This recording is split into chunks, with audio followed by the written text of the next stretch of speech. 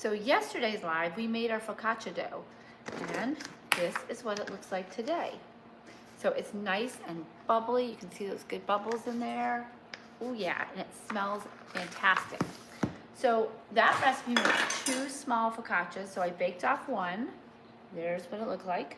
I'm gonna cut it open and take a look at it, because that's how you can really know what the inside looks like. Let's take a look. And we put some olive oil on the bottom before we baked it, and the top, and dimpled the dough. And so you can see all those nice irregular holes.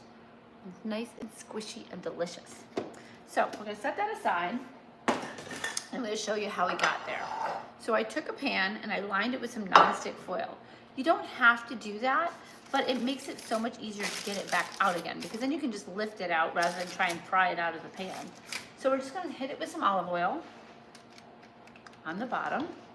I'm gonna take our dough and we're just gonna let it slowly release into the pan, making sure that it doesn't fold that foil. You can also use a cake pan, but the thing is to use a smaller pan than you would think you need, because you really want that nice, thick, chewy pieces. It makes for great sandwiches and great for dipping.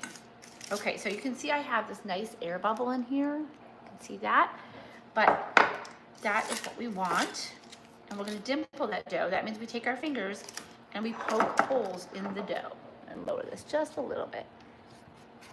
And face it down, there we go. We're gonna just poke holes into that dough, and then we're gonna hit it with some of that extra virgin olive oil, and then go back and push it into those holes. That's gonna get all that deliciousness in there. And then we're gonna take some of our kosher salt, and we're gonna come across and sprinkle the salt. Now traditionally we'd have fresh rosemary on it, but I don't have any fresh rosemary, so we went ahead and put the dried herbs into the dough. Now you can look at yesterday's live and see what the actual formula is for this, but trust me, it's worth making. It's delicious. Okay, so now this goes into a 450-degree oven, and I usually cover it for about the first 15 minutes because I don't want the top to get overly brown, and that does happen. So I'm gonna take another piece of foil, and we're just gonna cover that up like so. And put that in the oven.